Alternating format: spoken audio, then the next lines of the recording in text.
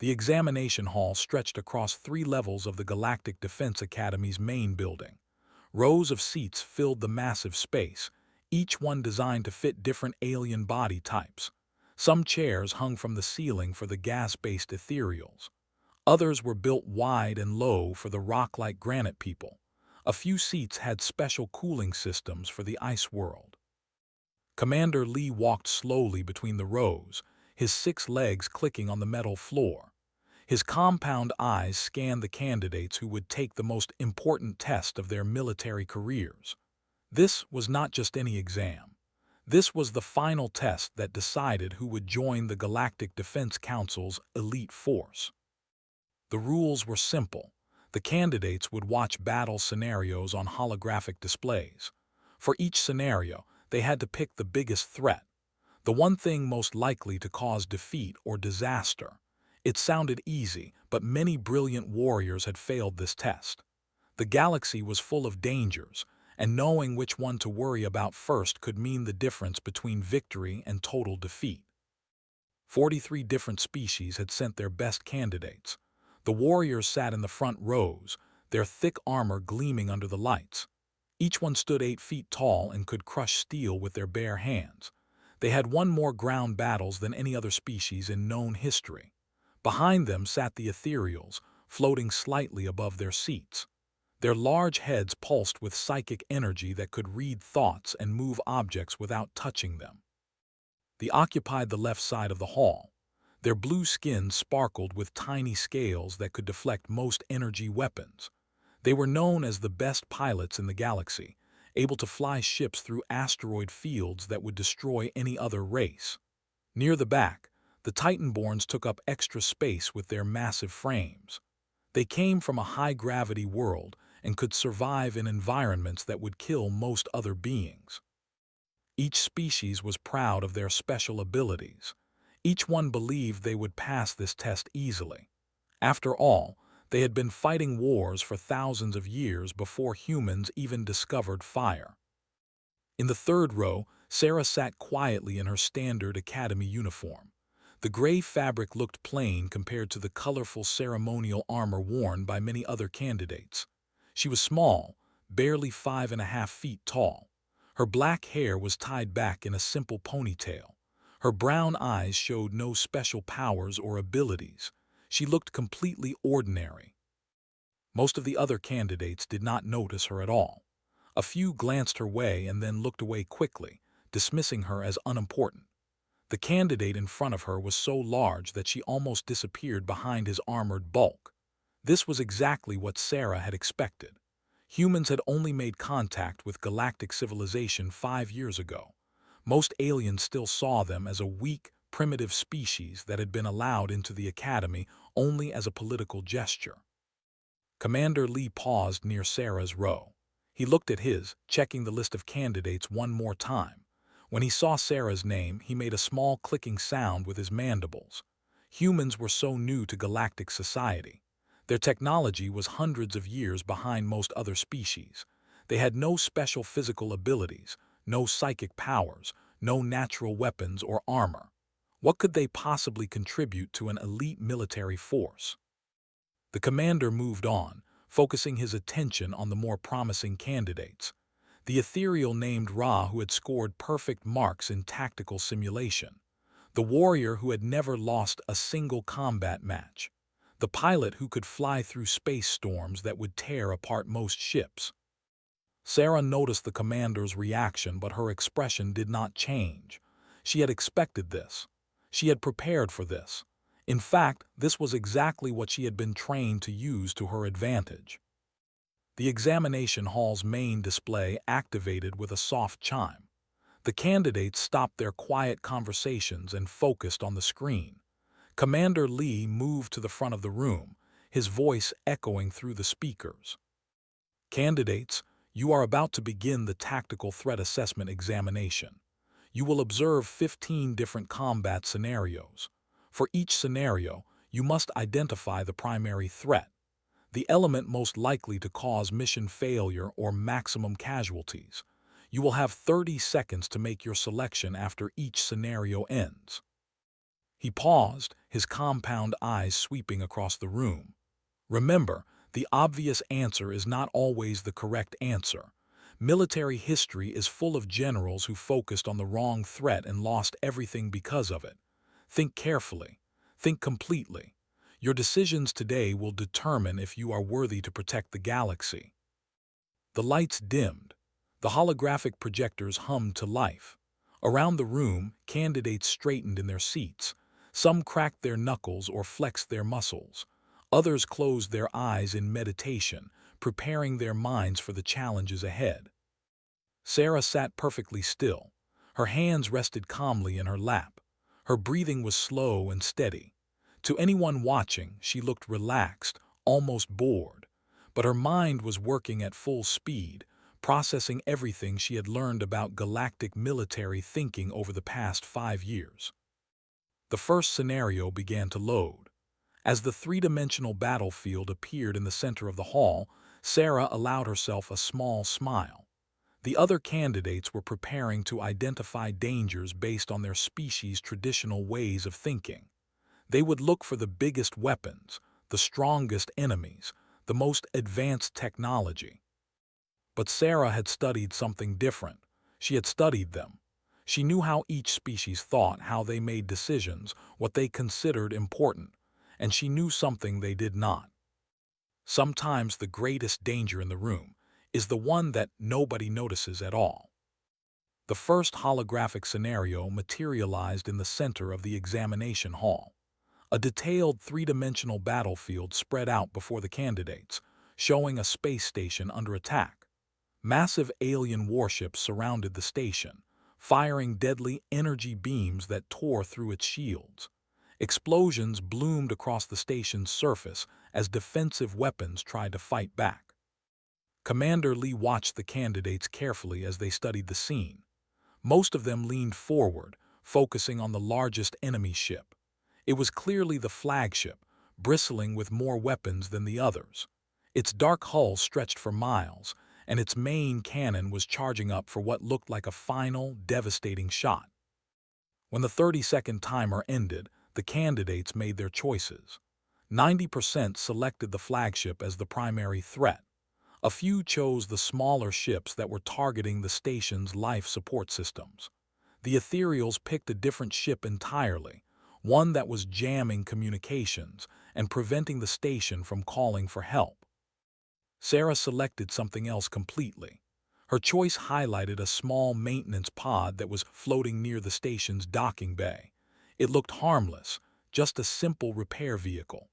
The monitoring system recorded her choice with a soft beep, and several candidates near her turned to stare.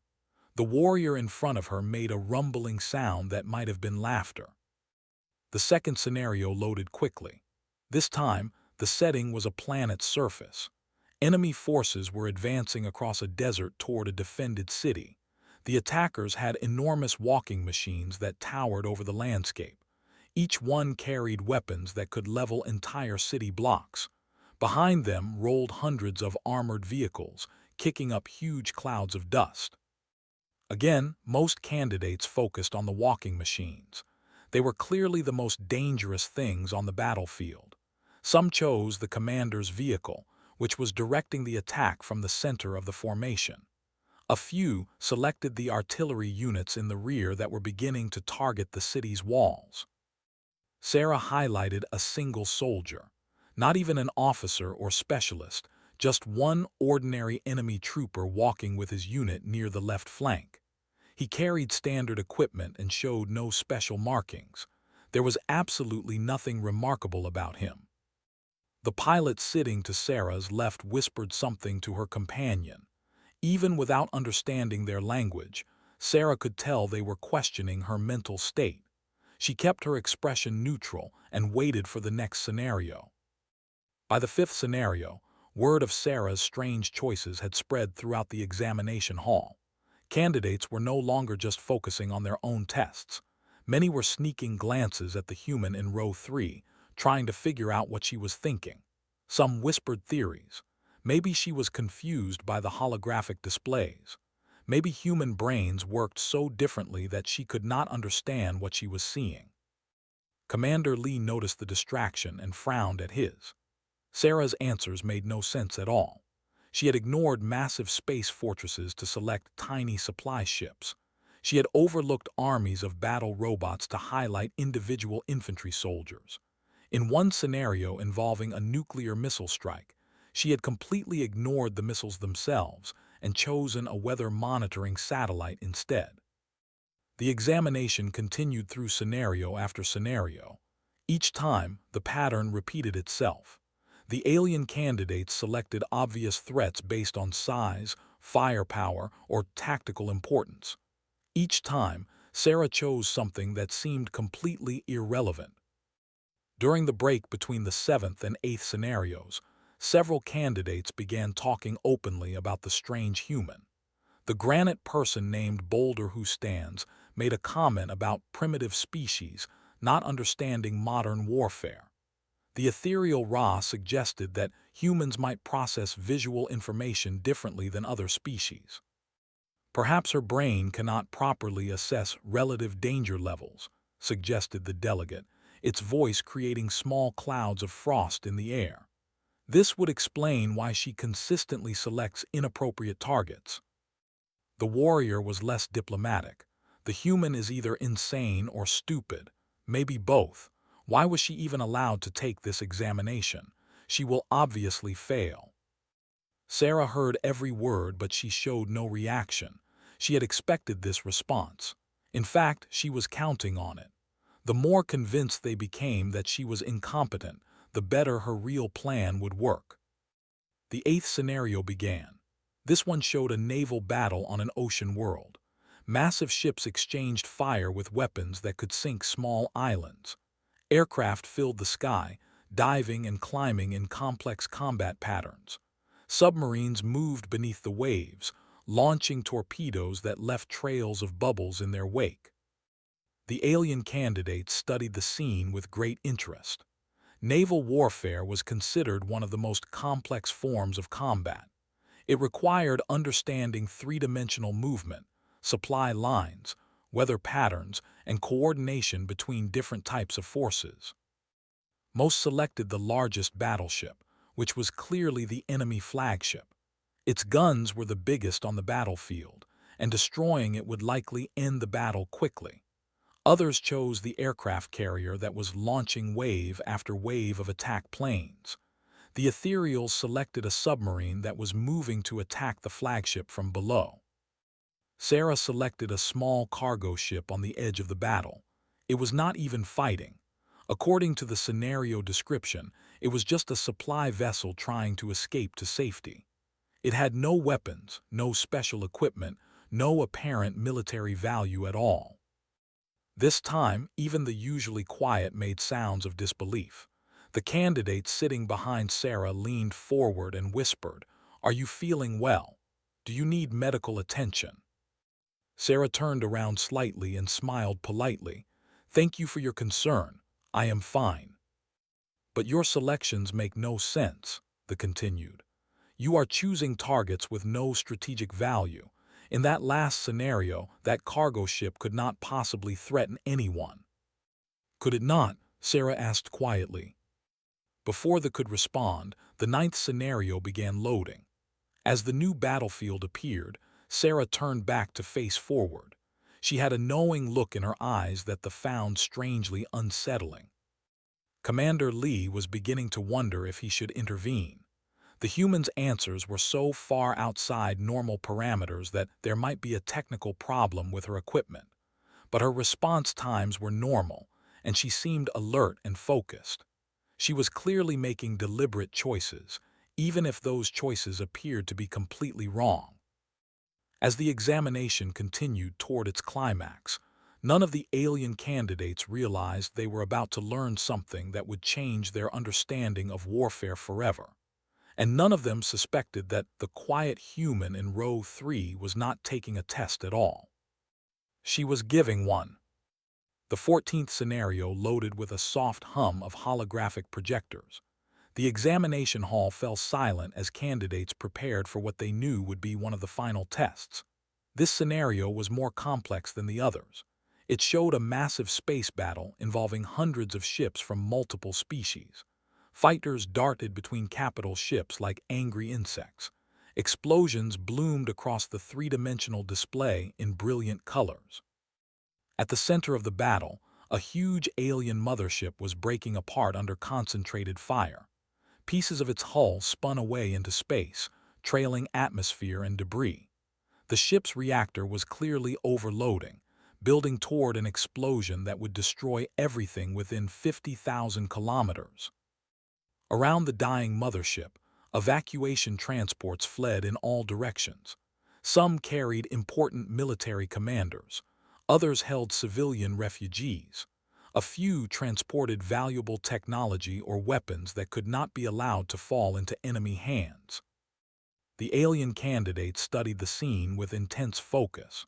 This was exactly the kind of complex tactical situation that separated good officers from great ones. Multiple factors had to be considered. The reactor explosion would happen in approximately 4 minutes. The evacuation ships would need at least 6 minutes to reach safe distance. Enemy forces were moving to intercept the slower transports. The warrior chose the overloading reactor as the primary threat. His logic was simple and direct. The explosion would kill more people than anything else in the scenario. Preventing it should be the top priority. Ra, the ethereal, selected an enemy cruiser that was targeting refugee transports. Her psychic abilities let her sense the fear and desperation of the civilians trying to escape. Protecting them felt more important than military objectives. The pilot chose a different enemy ship that was moving to capture a transport full of advanced fighter craft. Those ships could turn the tide of the entire war if they fell into the wrong hands. One by one, the candidates made their selections. Each choice was logical and well-reasoned. Each one focused on immediate threats that could cause massive death or strategic disaster. Sarah sat quietly in row 3, watching the scenario with calm attention. As the timer counted down, she made her selection. Once again, she chose something that made no sense to anyone else.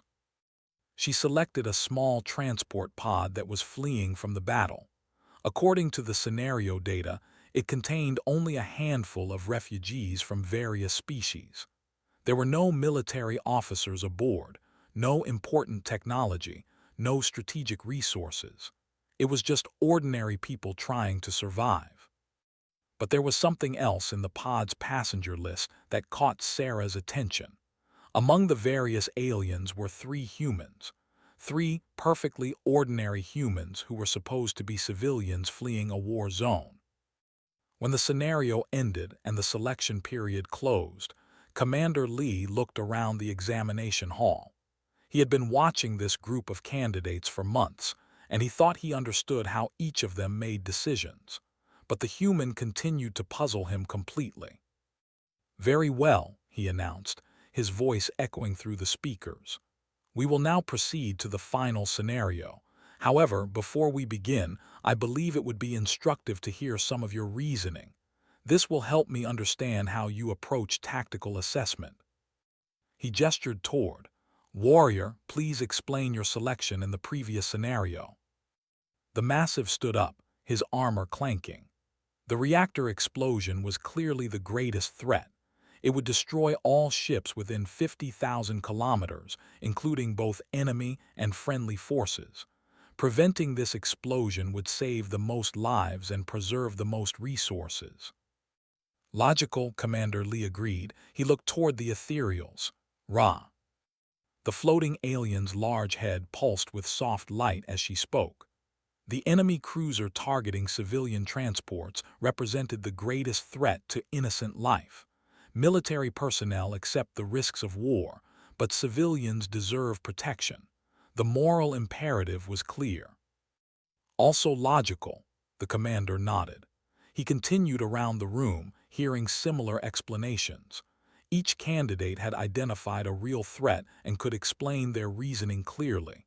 Their answers reflected their species' values and military traditions, but they all made tactical sense.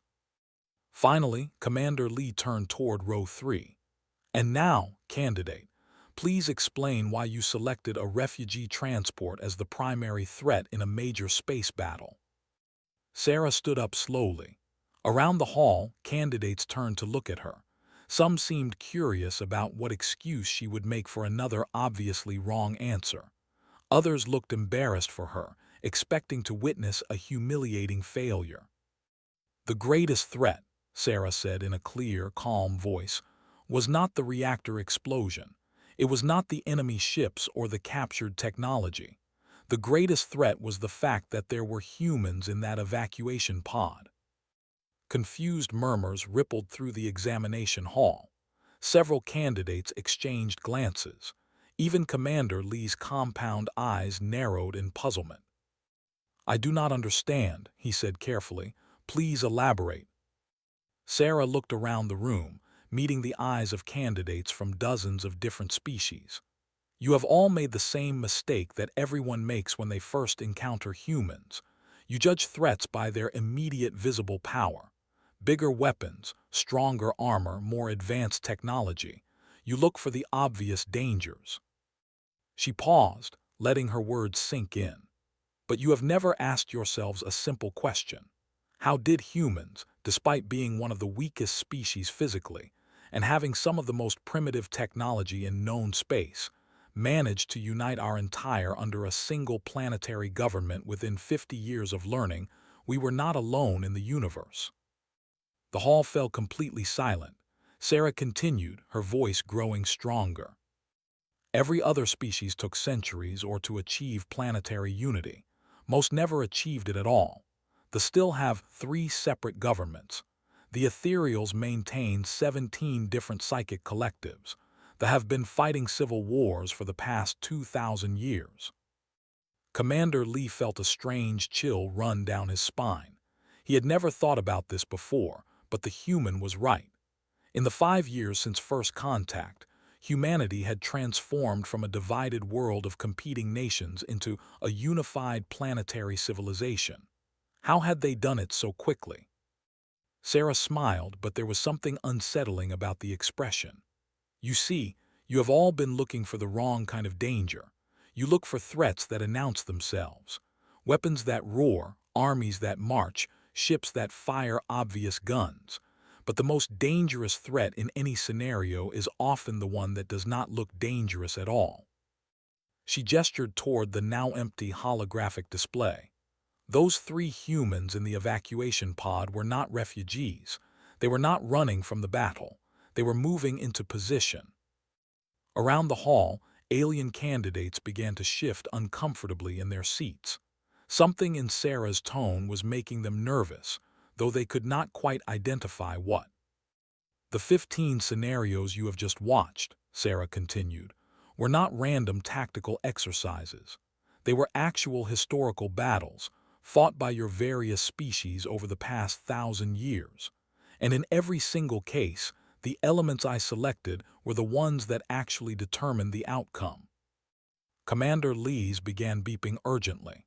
Security alerts were appearing on his screen. His 6 legs suddenly felt unsteady beneath him. Sarah's smile grew wider. "The examination is almost over, but before we proceed to the final scenario, I think you should know something important. This test was never about identifying dangers in those battle recordings." She paused, looking directly at Commander Lee. "It was about identifying the real danger sitting quietly in row 3. Commander Lee's was now displaying multiple security warnings. His compound eyes darted between the screen and the human standing calmly in row 3. Around the examination hall, other candidates were beginning to notice the strange atmosphere. The confident chatter had stopped completely. "Computer," Sarah said, her voice carrying clearly through the hall's speaker system. "Authorization code Phoenix 77 Alpha. Display historical human conflict analysis." The examination hall's main holographic display activated without Commander Lee's approval. His security clearance had somehow been. The 3-dimensional projection began showing footage that none of the alien candidates had ever seen before. The first images were from Earth's ancient history. Roman legions marching across Europe, not through superior technology, but through superior organization and adaptability. Viking raiders striking targets across vast distances using nothing but wooden ships and iron weapons. Mongol horsemen conquering the largest land empire in history despite being outnumbered by their enemies. This is the history you never studied when humanity joined galactic civilization, Sarah explained as the images continued. You were so focused on our primitive technology that you never examine how we actually fight. The display shifted to more recent human conflicts. Guerrilla fighters in dense jungles, using knowledge of local terrain to defeat technologically superior forces. Resistance movements operating behind enemy lines for years without being detected. Urban warfare specialists moving through cities like ghosts, striking targets and disappearing before anyone knew they were there. The warrior stood up abruptly. His massive frame was tense with sudden understanding. This is not possible. The Academy's security systems cannot be by a single candidate. Cannot be by a single candidate using normal Academy procedures, Sarah corrected. But I am not using Academy procedures. I am using human procedures. The holographic display now showed something that made several candidates gasp in shock. It was detailed schematics of the Academy itself. Floor plans, security systems, staff schedules, student records.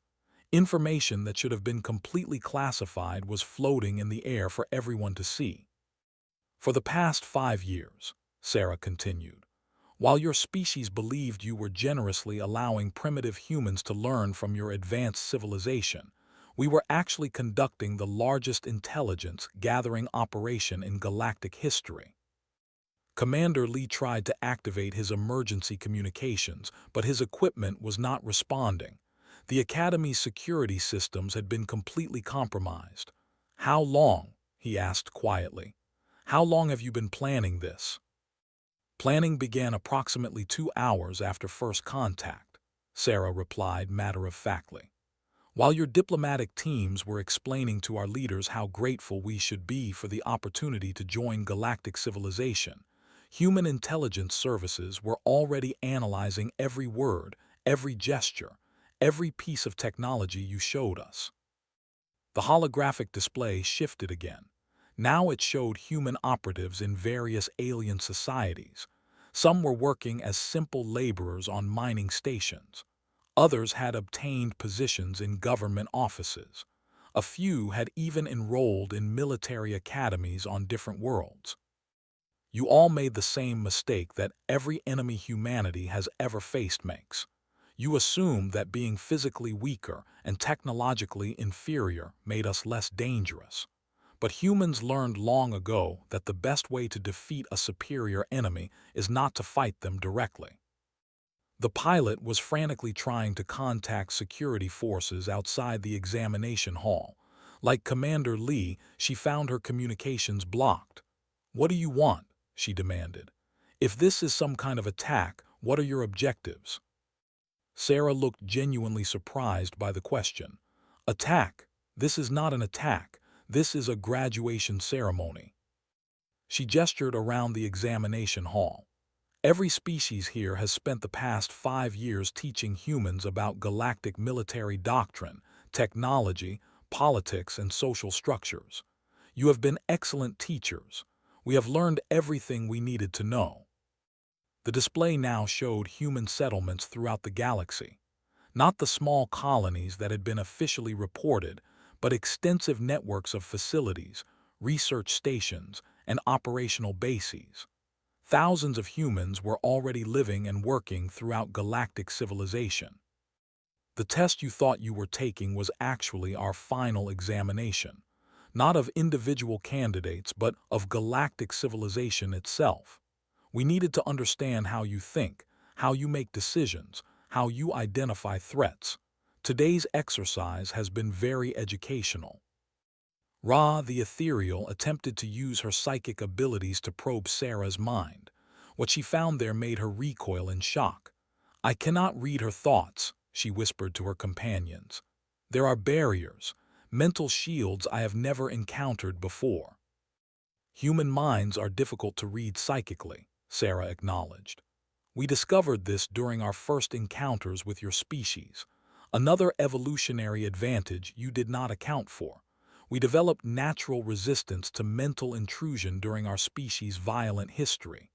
Paranoia and suspicion, it turns out, have survival value." Commander Lee was beginning to understand the full scope of what had happened. The 15 battle scenarios. You were not identifying threats. You were showing us how humans had already influenced those historical battles. Exactly. Sarah nodded approvingly. Very good. In every case, the elements I selected were human operatives who had infiltrated enemy forces or positioned themselves to influence the outcome. That maintenance pod in the first scenario contained human technicians who sabotaged the enemy flagship's weapons. The individual soldier in the desert scenario was carrying communications equipment that allowed the defending city to coordinate their response. The revelation continued. The cargo ship in the naval battle had been loaded with human-designed explosives that destroyed 3 enemy vessels. The weather satellite had been to create atmospheric disturbances that grounded enemy aircraft. For 1,000 years, your species have been fighting wars the same way. You identify the most obvious threats and focus your attention on defeating them. But while you were watching the big weapons and the large armies, you never noticed the small, quiet things that were actually determining who won and who lost. Around the hall, alien candidates were beginning to understand that they had not just failed an examination. They had been studied, analyzed, and thoroughly outmaneuvered by a species they had considered primitive and harmless. The humans in that evacuation pod were not refugees, Sarah continued. They were advance reconnaissance for a human fleet that arrived just after the battle ended. While everyone was focused on the immediate crisis, we were already positioning ourselves to influence what happened next. She looked directly at Commander Lee. "Sir, you have been an excellent instructor. Your species' military doctrine is quite sophisticated. We have learned much from studying your methods. However, there is one final lesson you need to understand." The holographic display went dark except for a single image. It showed the examination hall itself, but from a perspective that should not have been possible. The view was from inside the walls, from cameras that were not supposed to exist. The Academy's defensive systems, communication networks, and security protocols have been under human control for the past 18 months. Not through some dramatic invasion or obvious attack, but through the simple process of humans applying for maintenance jobs, technical positions, and administrative roles. While you were teaching us about galactic civilization, we were quietly learning how it actually works. Sarah smiled one final time before sitting back down. The final scenario is about to begin, but this time, Commander, you are not the one administering the test. You are taking it. The examination hall's emergency lighting activated with harsh red pulses. Throughout the Academy, alarm systems began sounding their warnings. Commander Lee's worst fears were confirmed when his security staff failed to respond to any communications. The Academy was completely isolated. "Computer," Sarah said calmly, "initiate final scenario. Display external sensor feeds." The holographic projectors showed the space around the Academy station. What the alien candidates saw made their blood run cold. The station was surrounded by ships that had appeared from nowhere. Sleek human vessels hung motionless in the void, their weapons trained on the Academy's defensive systems. But these were not the primitive human ships that galactic intelligence reports described. These vessels were clearly advanced, incorporating technology that should not have existed for decades. Their hull designs were unlike anything in the galactic databases. "How?" Commander Lee whispered. "Human technology is centuries behind galactic standards. Those ships should be impossible." Sarah stood up again, but this time her entire demeanor had changed. The nervous academy student was gone, replaced by someone who radiated quiet confidence and authority. Commander, you have made the same error that every species makes when encountering humans. You judged our capabilities based on what we chose to show you. The holographic display shifted to show human shipyards hidden in asteroid belts throughout the galaxy, massive construction facilities that had been operating in secret for years. The ships surrounding the Academy were not primitive at all. They represented 5 years of intensive human engineering, incorporating the best technology from dozens of different species. While your scientists were graciously explaining basic principles to our official delegations, human intelligence operatives were acquiring complete technical specifications for every major system in galactic civilization. Our learning curve has been quite steep. The warrior was no longer sitting down. His massive frame was tense with barely controlled aggression. If this is a conquest, human, you will find that we do not surrender easily. The Academy may be compromised, but there are entire fleets within communication range. Communication? Sarah asked politely.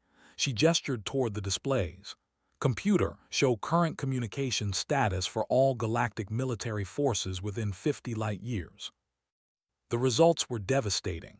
Every major fleet in the region was showing communication failures, not destroyed but isolated, cut off from central command and unable to coordinate with each other. You see, Sarah explained, while you were teaching us about your military organization, we were studying your weaknesses. Galactic civilization is very advanced, but it depends entirely on centralized communication networks. Disrupt those networks, and your fleets become individual ships operating without coordination. Ra the Ethereal attempted once more to break through the mental barriers around Sarah's mind. This time, she encountered something that terrified her. She is not alone, the psychic being whispered to her companions. There are other minds connected to hers, many others. Very perceptive, Sarah acknowledged. Human neural networks are quite different from psychic collective consciousness, but we have learned to create our own forms of mental connection. Every human operative in galactic space is linked to our command network. The implications hit the alien candidates like a physical blow. If humans had infiltrated galactic civilization as thoroughly as Sarah claimed, and if they could coordinate their actions across interstellar distances, then this was not a random attack. It was a carefully planned operation that had been in development since first contact. Commander Lee forced himself to remain calm despite the growing panic in his chest. What are your demands? What does humanity want? Demands? Sarah looked genuinely confused. Commander, I think you misunderstand the situation. We are not making demands, we are making an application. She reached into her uniform and pulled out a small data pad. The device was clearly human-made, incorporating design elements that had never been seen before. This contains humanity's formal application for admission to the Galactic Defense Council, not as junior members or probationary associates, but as full partners with complete voting rights. The examination hall fell silent except for the continuing alarm sounds. The alien candidates stared at Sarah in disbelief. After everything that had happened, after the complete compromise of Academy security and the demonstration of hidden human capabilities, she was talking about joining the organization she had just proven she could defeat. You have just demonstrated that you can cripple our entire civilization, said slowly. Why would you want to join it instead of conquering it? Sarah's expression became serious. Because conquest is not efficiency. Humans learned this lesson repeatedly throughout our history.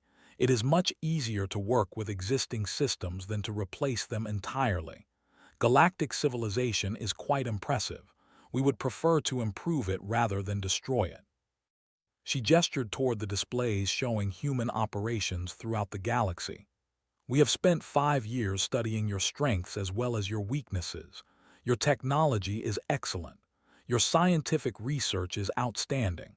Your cultural diversity is fascinating. We want to be part of this civilization, not its destroyer. But you have proven that you can defeat us, Commander Lee protested. Why would you accept anything less than total control? Because total control is not sustainable, Sarah replied matter-of-factly. Human history is full of empires that collapsed because they tried to control too much territory with too few resources. We are not interested in ruling the galaxy. We are interested in protecting it. The holographic display changed one final time. Now it showed sensor readings from the edges of known space. The data revealed massive alien fleets moving toward galactic territory, ships belonging to species that had never made peaceful contact, hostile forces that significantly outnumbered anything in the galactic defense forces. While you have been conducting internal politics and territorial disputes, these forces have been massing for an invasion. Our intelligence networks detected them approximately 6 months ago. The invasion will begin within the next year, possibly sooner. The alien candidates stared at the data in shock. None of their species' intelligence services had detected these threats. The hostile forces were enormous, well-armed, and clearly organized for conquest. You knew about this invasion, Ra said slowly. That is why you accelerated your infiltration of our civilization. Exactly, Sarah nodded. Galactic civilization as it currently exists cannot survive this invasion. Your military forces are powerful but poorly coordinated. Your political systems are too slow to respond effectively. Your intelligence gathering is inadequate for threats of this magnitude. She looked around the examination hall, meeting the eyes of candidates from dozens of different species. However, galactic civilization enhanced with human organizational methods, intelligence capabilities, and strategic thinking has an excellent chance of survival. Commander Lee was beginning to understand. This entire operation, the infiltration, the demonstration, the compromise of Academy security, you were not preparing to attack us. You were preparing to save us. We were preparing to save ourselves, Sarah corrected. Humanity's survival depends on galactic civilization surviving. We have no interest in ruling over ruins and empty worlds. But we also have no intention of allowing galactic civilization to destroy itself through inefficiency and poor coordination. She held up the data pad containing humanity's application. So we are requesting full membership in the Galactic Defense Council. In exchange, we offer complete sharing of human intelligence networks, strategic planning capabilities, and operational methods. We also offer immediate assistance in preparing for the coming invasion. The examination hall was completely quiet except for the diminishing alarm sounds. The alien candidates were processing the implications of everything they had learned. Humanity had demonstrated overwhelming capabilities while simultaneously offering partnership instead of conquest.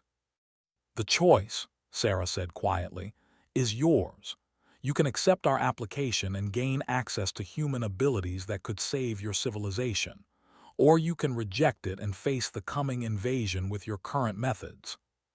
She sat down calmly in row 3, placing the data pad on her desk. Either way, the examination is now complete, and I believe we have all learned exactly what we needed to know about identifying real dangers. Commander Lee looked at the data pad, then at the human who had just turned everything he thought he knew about warfare completely upside down. Around the hall, representatives of 43 species sat in stunned silence, realizing that their understanding of the galaxy had just changed forever. The greatest threat had indeed been sitting quietly in row 3, but perhaps, just perhaps, she was also their greatest hope.